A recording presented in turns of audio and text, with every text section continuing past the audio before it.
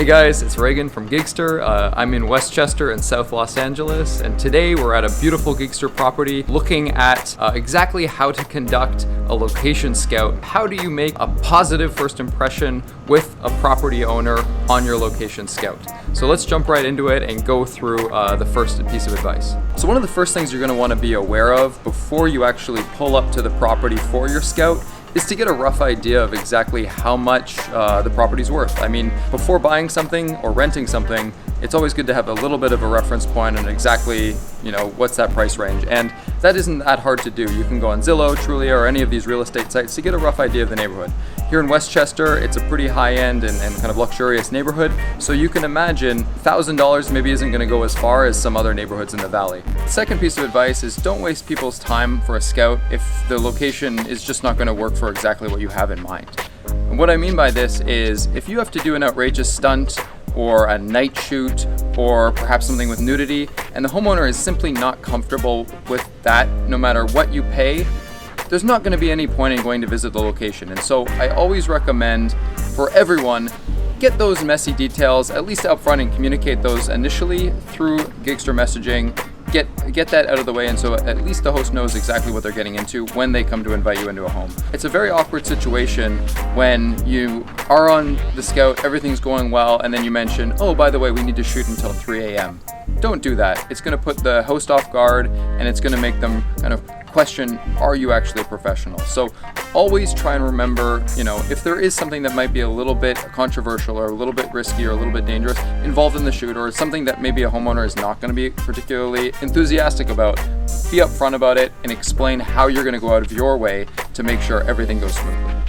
The other thing, and this is pretty straightforward, is be courteous and be sure to be on time or even a little bit early. Being early actually has benefits as well, as that you're going to have a little bit of an opportunity before you go into the home and meet the host to scope out the parking situation. Anyone who's done production, particularly larger shoots, knows how important it is to make sure the crew has a place to get their cars and unload the vehicles. Here in Westchester, it's not as difficult. Obviously, we're on a very quiet and easy street, and this property has a huge driveway, but you can save that first 5 minutes as you acquaint yourself with the property of doing a scope of the parking situation for that shoot day.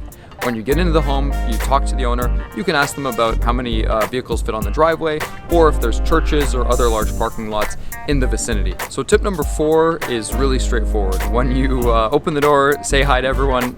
It's always a little bit awkward in that initial phase going into a stranger's home, but everyone on Giggster is a professional and it's no big deal. And what you should do as a producer or location scout is be sure to introduce everyone who is on your team.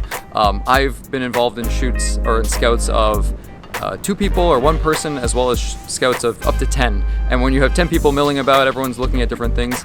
From a homeowner's perspective, it's always good to know, who are these people? What are they doing here? What are they looking for? So just give a little bit of time in that beginning to introduce your crew, maybe say a few words about your company, and that will really get things off on a great start. When you meet the host, make sure you ask their permission for everything. It's super, super important. You're trying to make a good impression and come across as professional, but you're also trying to communicate that you respect the potentials of risk. You don't want to leave mud on their floors or dirt on their carpets or scuff anything. And so ask if you should take your shoes off. And then before you start walking around the house snapping photos, ask if they can give you a tour. I mean, some hosts may think, no, it's not necessary, you can show yourself around, but ask for that. Let them guide you around. And of course, at that time, either on the tour or at the beginning, ask, are there any areas that are off limits? In most homes, particularly family homes, there's going to be a few rooms in the house or a few areas that the host is just going to prefer you don't take photos, even if it is just for a scout. Could be a child's bedroom, could be parts of the backyard, could be the garage, whatever it is. Just be sure to ask for that and respect their choices on that point. Whether you want to book the property or whether you don't want to, don't make that final decision and don't go through that whole process on the property with the host in person.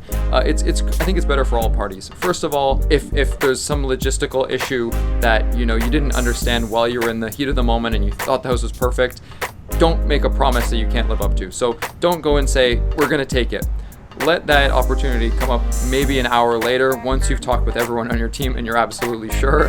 You don't want to burn any bridges in this case, and that also goes for why it's probably not a good idea once you visit someone's home to tell them, we're not going to go with it. You might need that property next week or for another shoot. So always put on a good face, and a host will understand. Follow up in prompt time and just let them know, hey, we decided to go in another direction, or the budget was too much. That's the professional thing to do, and that's going to ensure that you can always use that property again in the future. Well, there you have it. Those are my tips for having a successful filming location scout and impressing the property owner at the same time.